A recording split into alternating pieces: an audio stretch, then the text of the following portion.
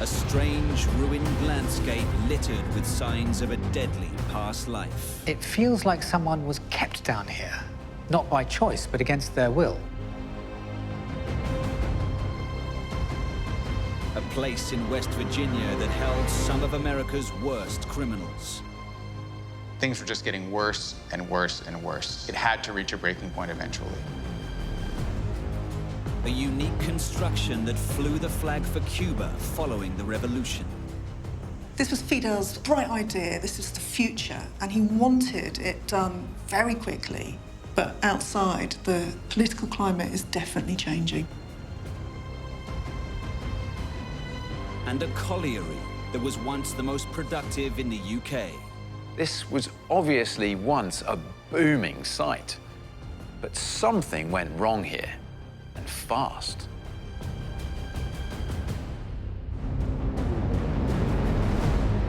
Decaying relics and ruins of lost worlds. They were forged by years of toil and are now haunted by the past.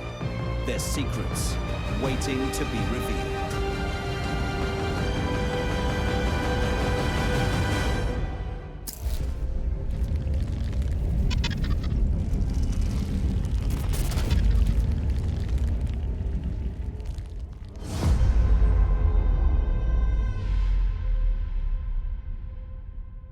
In West Virginia, in the USA, there's a vast building that looks like a fortress.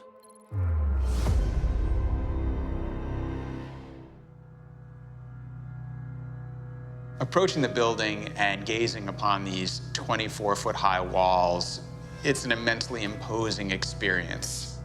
There's a distinct feeling that you are going to be unwelcome here.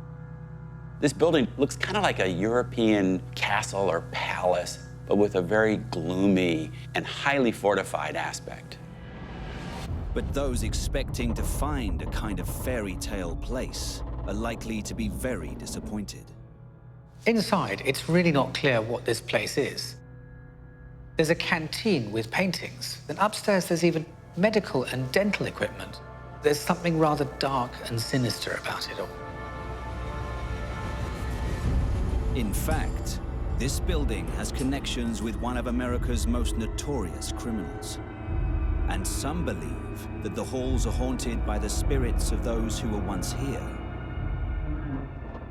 When you get deeper inside, you notice the graffiti, the rusting iron bars, the peeling paint, and the feeling that terrible things happened here. Clearly, this was never designed to be a happy place, and since it's all now falling apart and decaying, that just adds to the overall air of despair. So, how did this place become infamous?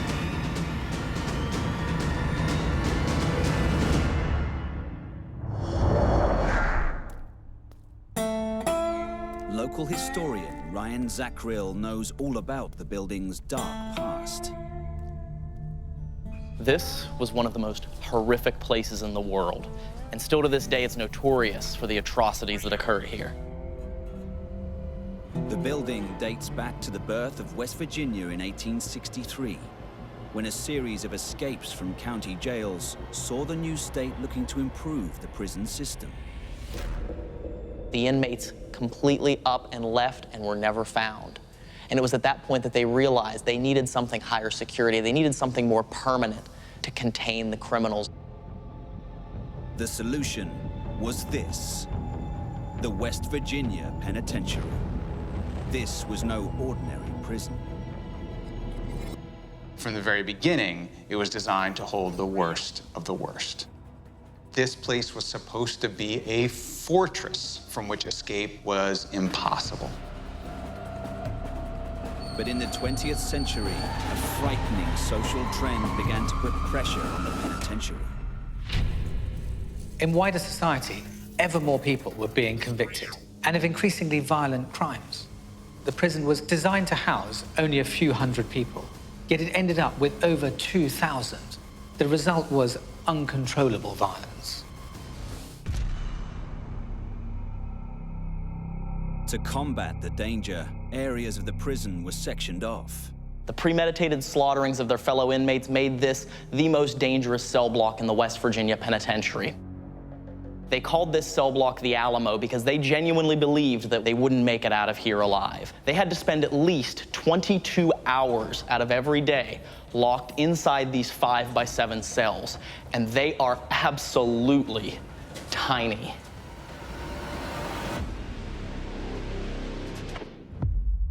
But locking up the prisoners didn't stop the violence. It was all about survival inside this cell block, and survival meant arming themselves. They would cut pieces of metal off the doors or the bunks, and then once they had that piece of metal off, on the inside of their cell, they could bend down and actually sharpen that knife on the concrete, which you can see scratch marks right here, where an inmate turned that from a dull piece of steel into a deadly knife.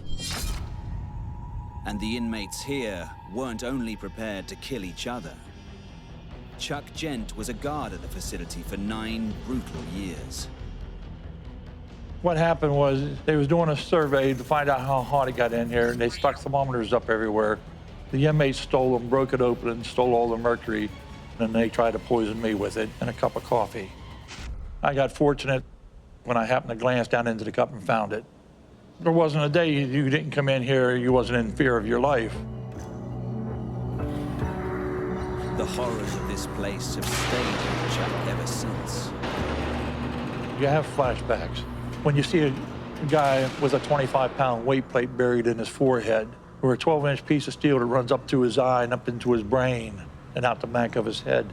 The guy set on fire and he's burning and his skin's boiling and stuff like this. You end up having a hard side to you to survive this. Despite all that went on inside, the prison somehow became something of a public attraction. 94 men convicted of some of the most violent crimes were executed in a building called the Death House that once stood out here on the North Yard. They used to perform these executions by hanging publicly. People would literally travel miles to come and watch these executions. They would sell tickets to these, and people would bring their whole family. The kids would come, they'd have a picnic during the execution.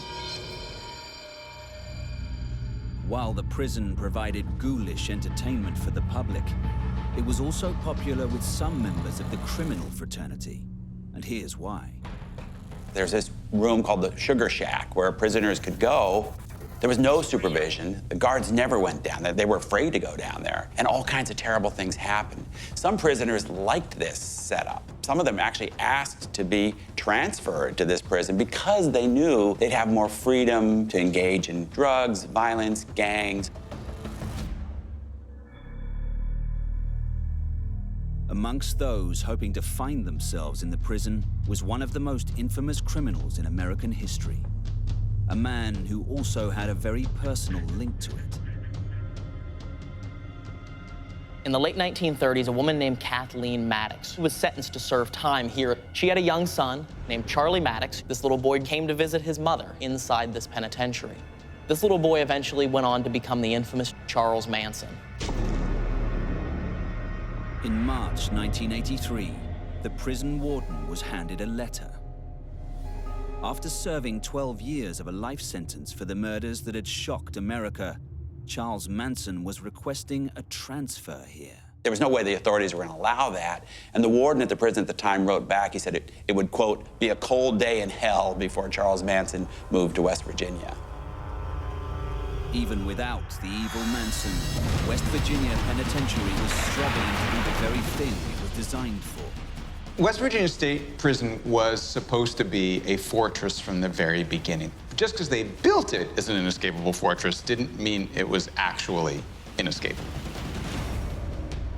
In November of 1979, we had the largest mass escape from this penitentiary. 15 inmates created a plan to smuggle in a firearm, take an officer hostage, get to the control panel, and eventually let themselves out the front door of this prison. The city of Moundsville was absolutely terrified. Outside, an exchange of gunfire killed a trooper and an inmate. The other 14 escapees were eventually recaptured. This was just one of more than 200 escapes from the penitentiary. Prisoners even joked openly about how easy it was to escape. The idea of an impregnable fortress had failed spectacularly. Eventually, all the inmates managed to get out of the prison because the Supreme Court ruled that the site was unfit for purpose and closed it down. In 1995, its doors shut for the final time.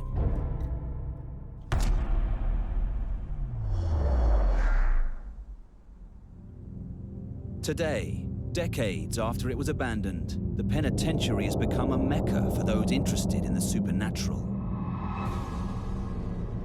This penitentiary is thought to be one of the most haunted places in the United States of America. And one of the most common forms of supernatural phenomena is a shadow figure called the Shadow Man. In 2004, a lady named Polly Gear actually captured it in a photograph.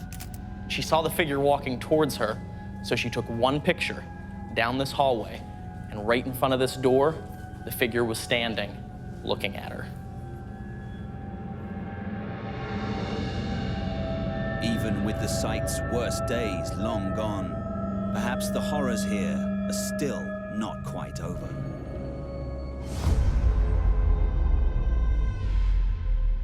On the outskirts of the Cuban capital of Havana are the eerie remains of the Caribbean island's turbulent past. In amongst this lush, green, tropical landscape, suddenly there are pops of orange and red terracotta coming through the palm trees. But they're not rectangular, they're not identical, they're kind of moving with the landscape, they're organic, they're flowing. There's no clear entrance to any of them. These buildings are so fantastical. Something really ignited someone's imagination and let it run free in these shapes and these designs. There's one very noticeable thing about their distinctive appearance. Whoever built this put a lot of thought into how people walking through it would experience it.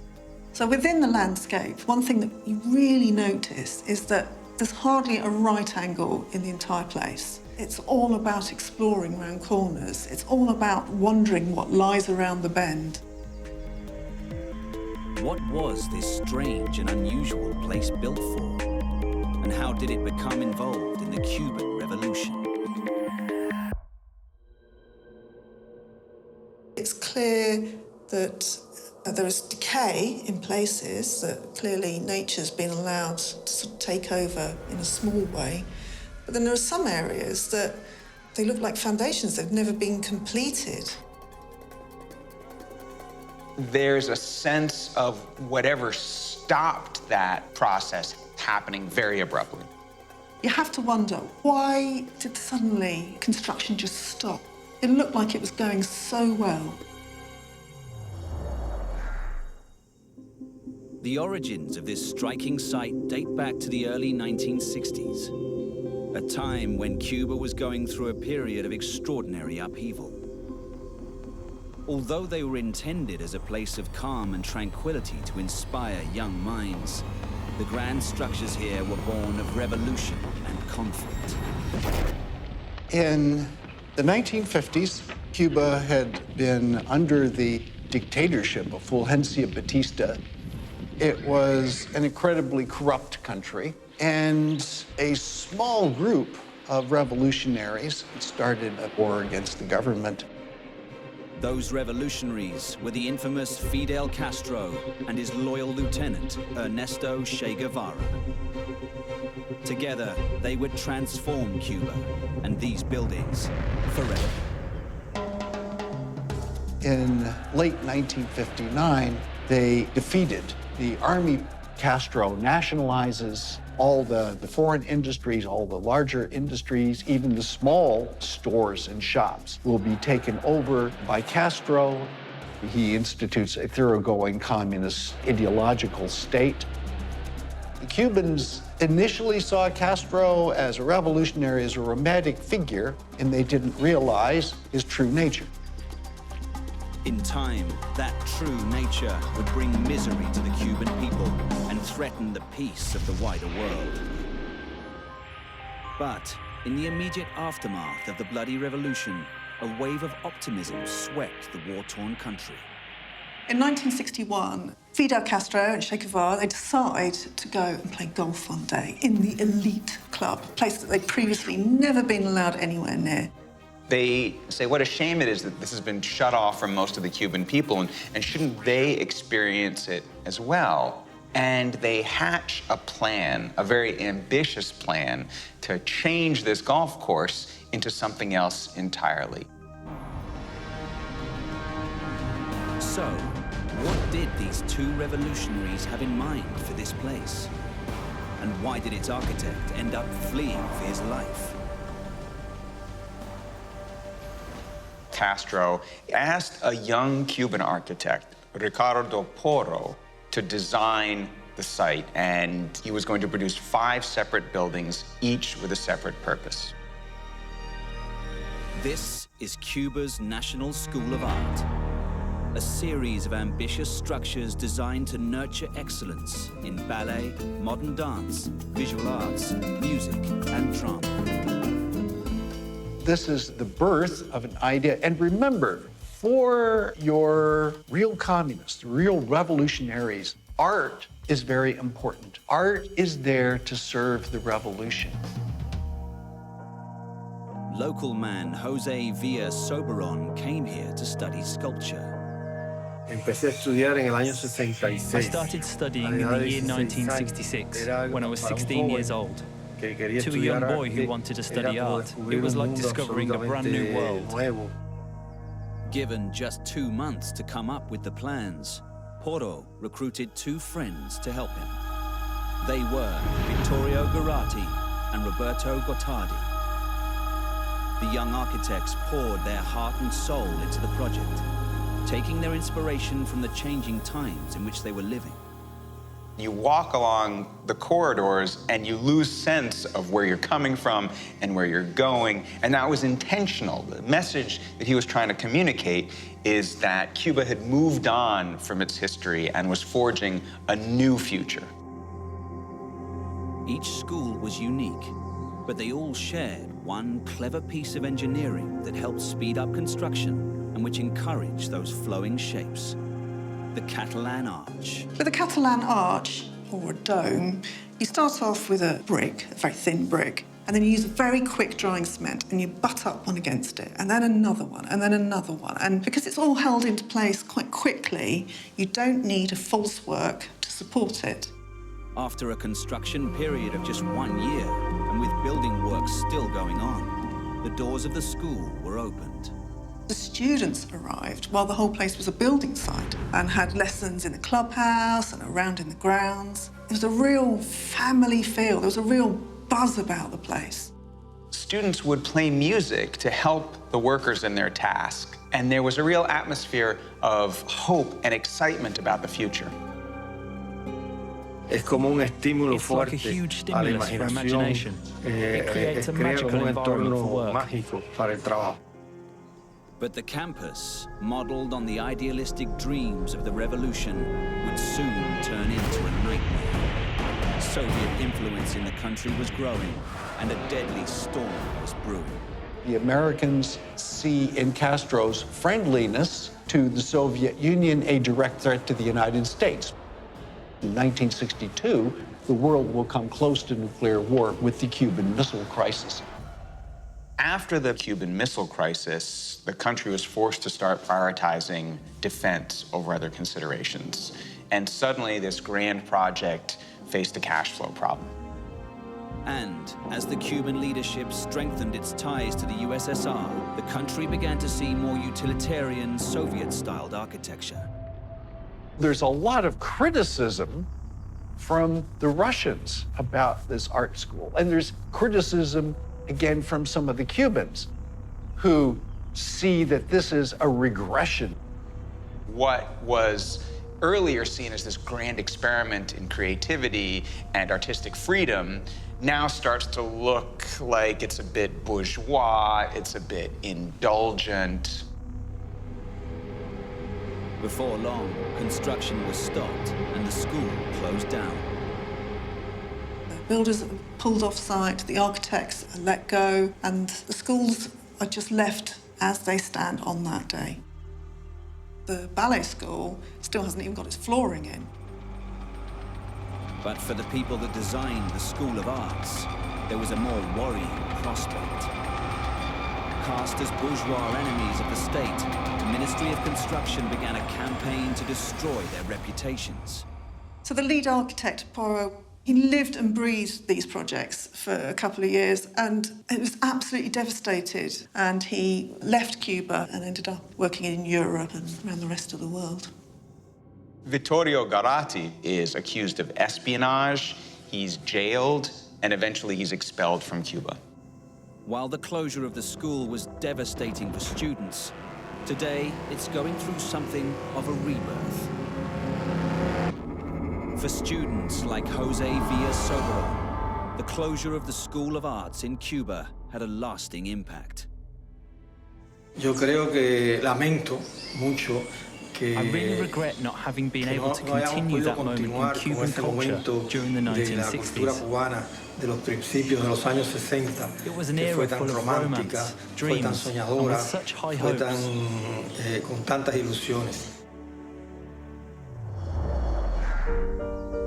Today, the school is experiencing an unexpected renaissance, with the ambitious architecture finally being given the plaudits it deserved. In the 1990s, architects from outside Cuba started to take a closer look at these buildings and recognize the creativity that had gone into them. The future does look optimistic, and although never finished, it looks finally like funding might be available from Europe to complete the job.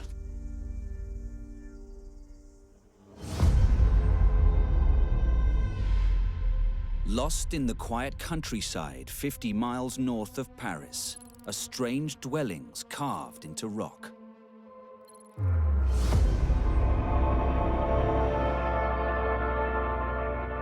Some parts of this place seem almost fantastical, but this is only one element in a truly intriguing site.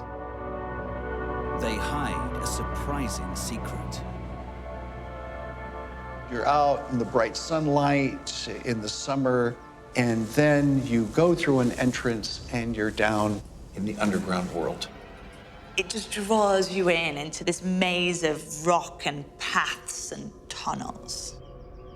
And occasionally you've got trees growing up, escaping out of this tunnel. In the depths of the site are cold, silent hollows. You have a feeling of wonder when you go underground and you see these large stone columns and chambers and then tunnels and dark places going off in every direction. Lining the walls are signs of a former life. There are clues scattered all over this place. There are markings of names and dates, drawings of figures.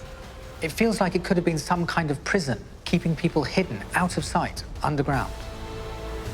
But there's one carving near the entrance that seems to offer the biggest clue.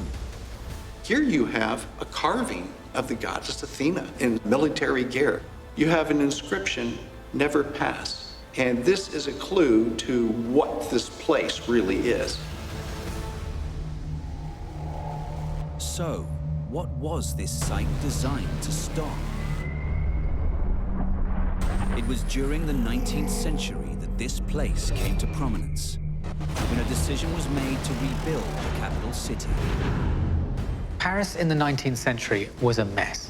It was dirty, diseased, and crime-ridden, and had effectively sunk into a den of sin and vice. They wanted to build Paris into a city that was fit to be France's capital. The plan was to build these new wide boulevards and avenues, but to redesign a city in this way, you need building materials. And that is where this place came in. These are the Quarries of Montigny.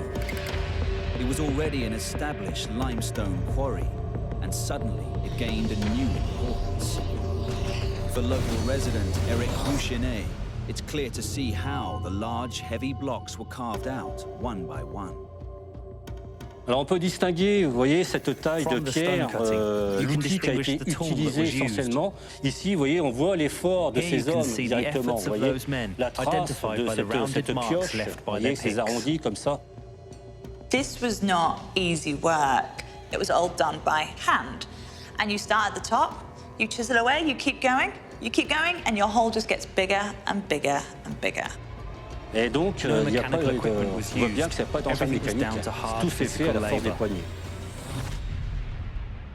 But these are not the only things of interest hidden down here in the darkness. Other walls give clues to a very different use during one of the most brutal periods of the 20th century. With all the evidence of quarrying here, you now see all kinds of marks from 1914 to 1918 all over the walls. This is clearly a World War I site. By September 1914, German forces had advanced into northern France. At the Battle of the Marne, they were driven back to this location. What happened next helped shape the nature of the war for the next 4 years. The Germans were heading straight for Paris, but the British and French managed to intercept them and halt their progress. What followed was the defining experience of 1914 to 18, trench warfare. There were to be very many dangers for those soldiers stuck on the front lines. But one in particular struck terror into the troops on both sides. Artillery is the big killer of the war. If you want to avoid the artillery shells, the only solution is deep underground. And by happenstance, the front came to a stop in 1914, very close to here. This was World War I.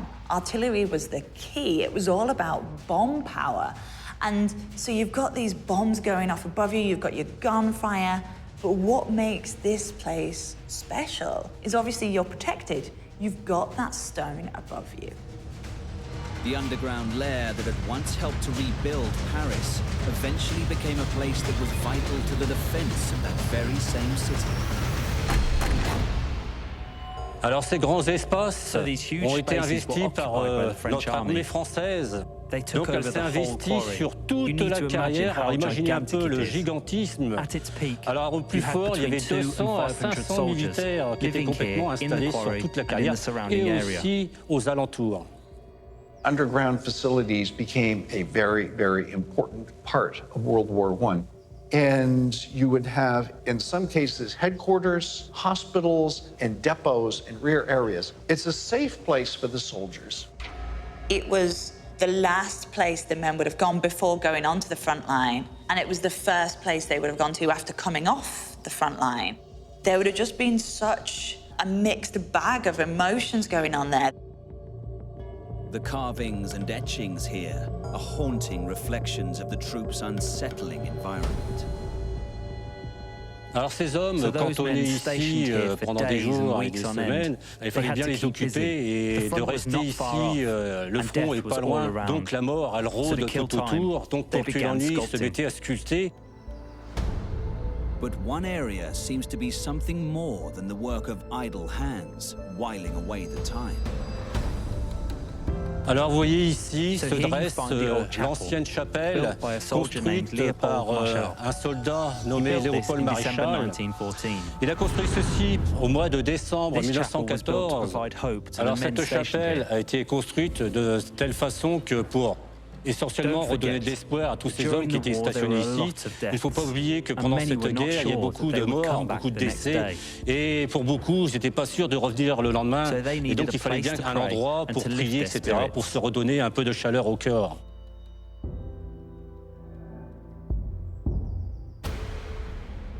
For the men living here, danger was never far away.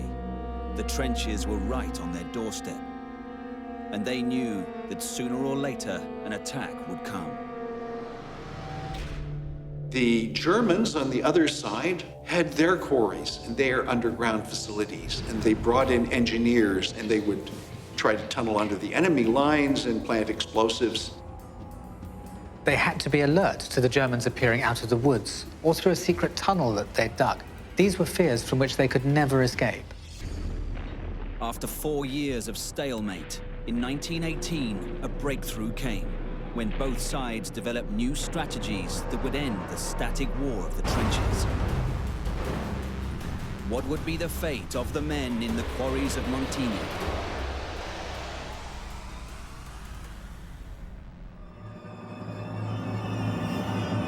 In 1918, the German army began its last major offensive of World War I, and it would shatter the silence in the deep caverns of Montigny in France. It's all about the technology coming together with new tactics and applications that can break the trench lines. You initiate a massive opening bombardment just a few hours before the infantry attack. The Germans were looking for a point of entry, and when they found one, they would have funneled down into the base, bringing the fight to the heart of the complex. Clues to what happened here are found in the darkness. Here you can see that there's obviously been some type of hit, but that hit didn't come from externally, that actually came from internally. Là, on peut distinguer des gros blocs qui sont tombés. Il n'y a pas d'endroit ailleurs sur toute la carrière qui ressemble à ici. Donc il y a eu certainement une grosse explosion déclenchée pour stopper l'ennemi. But it was all to no avail. Nothing could be done to halt the German attack. The French soldiers had little choice but to fall back. Essentially, an underground facility like this is not built to be defended. It's a refuge, and if the enemy breaks through, then you evacuate. Donc il y a eu un déferlement d'hommes ici. Nous, on a dû obligé de fuir parce qu'il y a eu comme l'emploi des gaz. De grosses munitions sont tombées sur nos carrières. While the situation may have looked desperate, the Allied forces had their own plans to strike back. And within months, the war would be over. The Germans are becoming exhausted. It's a limited breakthrough. It's a limited advance before it stops and peters out. So the Allied forces retook the quarry site and the surrounding land, and eventually it was transformed from a war zone to a place of peace. Just over 6 miles from this base is where the armistice was signed. The blood, loss, and horror that had been witnessed along this line was finally brought to an end. At last, the fighting days were over for the Quarries of Montigny. Now, it began a new life that recalled its original purpose. After the war, the quarrying returned, and so people returned, and this place became homes again. The houses you see here speak of a long tradition, going back to the start of quarrying 300 years ago. The last people to leave only left in the 1970s, and that's their home that you can still see here today.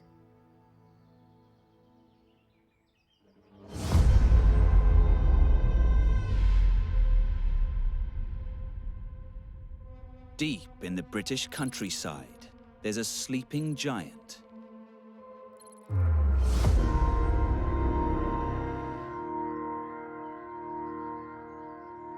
This complex completely dominates the landscape. You've got beautiful brick buildings. You can spot the ruins of old pipelines. You've got massive towers and pumps, and these piles of broken up rock and concrete everywhere. The site is highly impressive. There's a vast array of buildings, and it's clear a great deal of money was clearly spent on them. It was once a booming site, but something must have gone wrong here, and quite fast. Inside the buildings lurk other hidden features that hint at what this site once was. This was clearly a quasi-industrial setup of some sort, a large-scale operation at one point employing hundreds, maybe thousands of people, all bent towards one crucial task. But now it's a sad, odd place. It's abandoned. It's slowly succumbing to nature. There are railway carriages just left abandoned, and then this huge chimney. This must be a clue as to what this site was. Clearly, there was something valuable here that made building all this worthwhile. But what was it? And where is it now?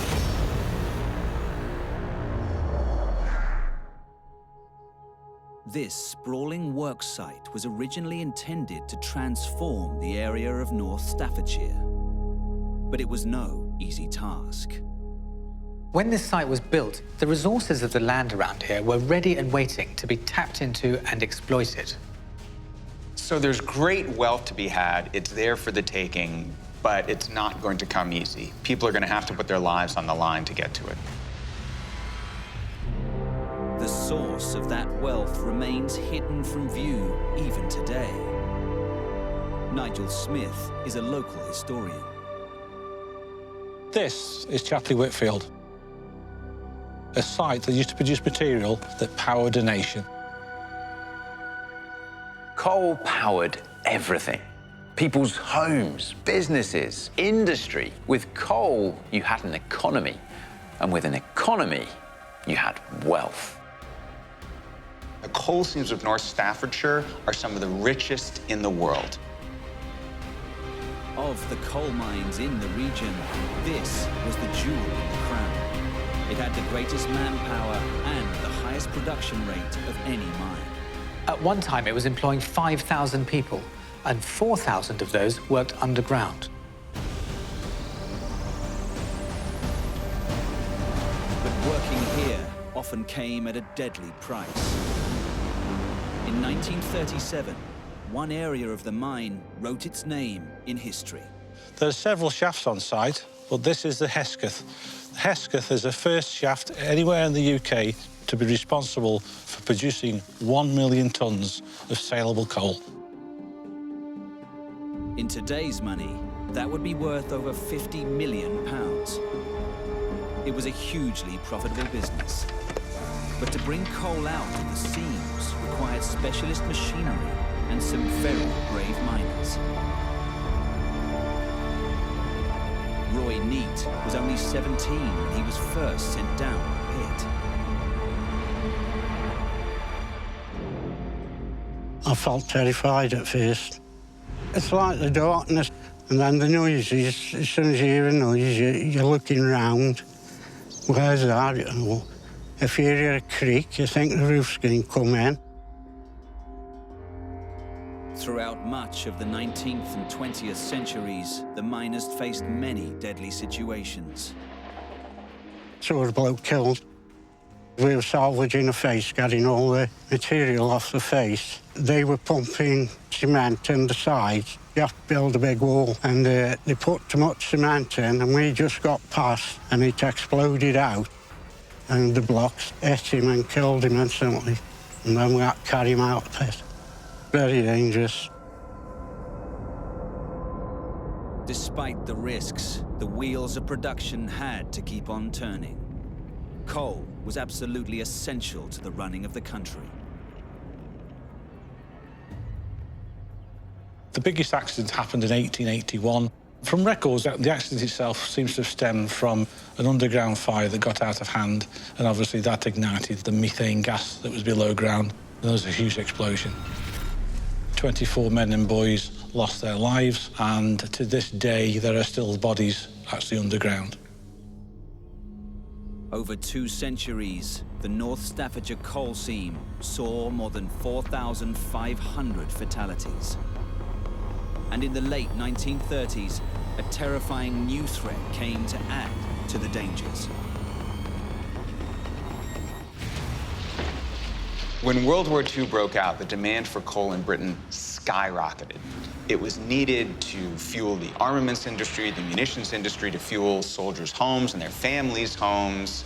They were going to need to produce more coal faster than they had ever done before. This place had to become an even more productive mining machine, a constant inferno of activity. They had to put in place a whole new infrastructure, which included crushing plants, underground railway lines, networks of pipes on land, and deep tunnels. The whole British economy was dependent on coal, and the Germans knew it. Hitler knew how vital the coal industry was to the entire British economy, and particularly its ability to produce munitions, to keep fighting. He wanted to stop the British coal industry at any price. Stoke-on-Trent was a strategic, high-priority target for the Nazis. The Germans knew what a productive town it was, and they wanted to destroy the industry of the city. German bombing raids on Stoke-on-Trent had a devastating impact, bringing some of the industry here to a near standstill. Fortunately, the Luftwaffe never succeeded in destroying the mines. But eventually, cheaper alternative fuels came to threaten the supremacy of King Coal. For the men that worked here, the writing was on the wall. Oil became a highly strategic product, and the United Kingdom depended on its colonial empire and its dominance of the Middle East for its supply. In 1946, 90% of the UK's electricity was produced from coal. By the mid-1970s, that figure had dropped by nearly 30%.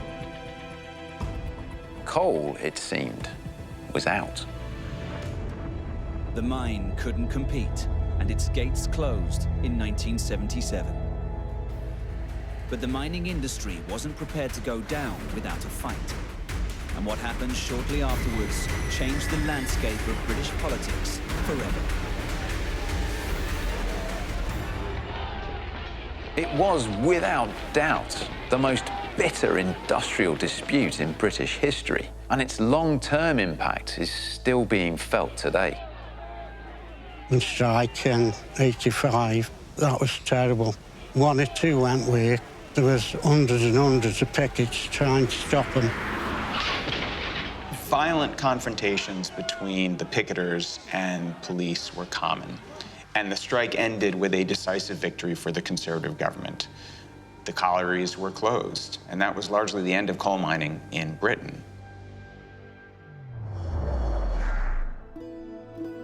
Today, the colliery's huge winding engines lie silent and abandoned. But for the men that worked here, the world that once was will never be forgotten. It was just brilliant, the camaraderie, and that's what we want to try to do now. We've got a lot of memories.